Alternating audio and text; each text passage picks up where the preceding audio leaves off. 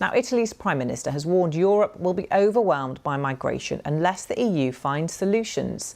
Italy currently receives the largest number of people smugglers' boats carrying asylum seekers and other migrants into Europe. Many people then try to travel on to countries including Germany, France or the UK. Our correspondent Mark Lowen has been to 2 border locations where migrants are trying to cross. Preparing, they hope, their footsteps to freedom. They trod the long path of desperation to Europe, but even now in Italy they want to go on to France and beyond. Numbers here have doubled since last year, armed with their dreams and kit from this charity to cross the tough Alpine border. I come with myself. Omar from Nigeria went via Libya, paying smugglers $800 to reach the southern Italian island of Lampedusa. His aim? To get to Britain. I just want to have a good life, to study there. But have you not seen all the pictures and have you not heard about people being sent back from Britain or sent back from France? Yes, I am seeing, but I will just try my best to do. I will try again to go. Some fail early. An Egyptian is sent back. But the checks this side are rare. Volunteer Elena says the Italian police seem to turn a blind eye. They know exactly what we do here. They know exactly what these people are here for. So it's like a game somehow. They know, but they pretend not to know. A short bus ride and they're at the border. But most avoid the official crossing, fearing police. Instead, they scatter into the forest, waiting to dash over the Alps. The pull of Europe leads through perilous paths that have already taken the lives of some seeking new ones. Others try a different route across, further south in Ventimiglia, close to Nice. But on the French side, controls are stringent. Each train is checked, leaving no door open.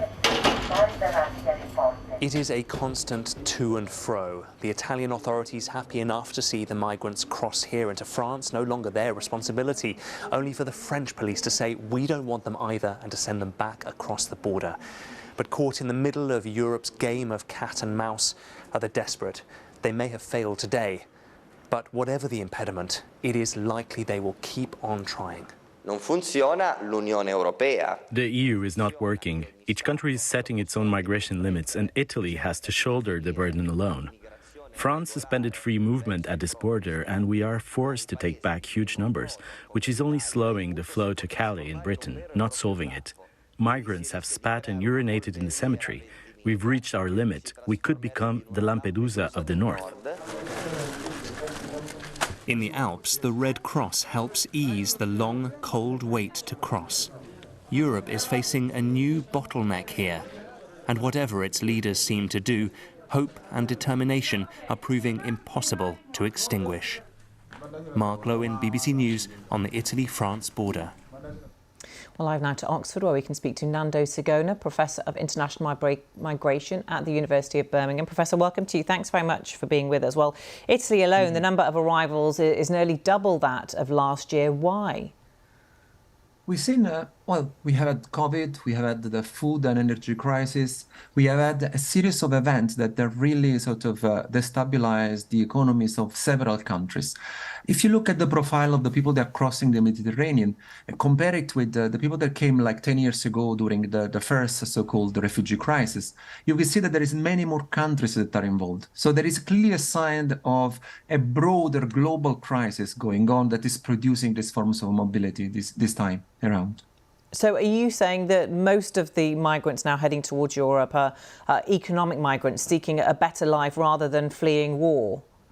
No, I'm saying that there are causes that these are survival migrants, people that have been pushing out of the countries because of climate change. We have seen several instances of severe weather. We've seen sort of droughts, etc. So it's about how do you define refugees? It's clearly that we're seeing new forms of migration, of desperation, and people try it because there is not much left for them back home.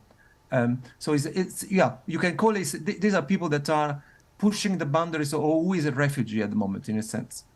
Italy's Prime Minister, as we heard in that report there, is warning that Europe will be overwhelmed by these numbers if something isn't done. I mean, we've got governments across Europe struggling with this issue. Are there any solutions, any policies in place that are working? The situation, I mean, if you look at the way that Ukrainian refugees have been welcomed in several European countries, you could see that that is a good model to think about, and in a way to plan the reception of people, migrants and refugees. We can also say that at the moment, a lot of the tension we are seeing in Italy is very much also linked to, well, the forthcoming European election and the tension with Germany and France that we've seen in the last few months around these issues, the alliance of Meloni with Orban and sort of the right-wing politician in Europe. So you can see how the tension is growing, and migrants are often used as a weapon in this sort of European-wide political battle.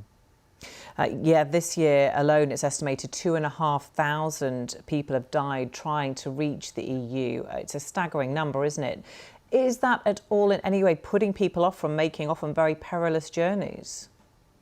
The thing that we need to know is where those tragic accidents have occurred. The route between Tunisia and Italy is relatively short. It's about 99 miles. A lot of the people that died in the crossing died from a much longer route, which is like the one that goes from the eastern of Libya towards Italy. Just mention, for example, the Pylos shipwreck last June, where hundreds of people died in the space between Greece and Italy. So it's a relatively safer route, the one that from Tunisia to Italy. Partly, and this is where it becomes very interesting, is why we've seen this shift towards Tunisia in the last 12 months. One of the reasons is that because a lot of the resources of the European Union in the last year or so have gone towards Libya and to work with the Coastal Guard of Libya. So they've moved the route more west towards Tunisia, where basically they found the crossing relatively easier. OK, really interesting to get your thoughts. Professor Nando Sigona, thank you.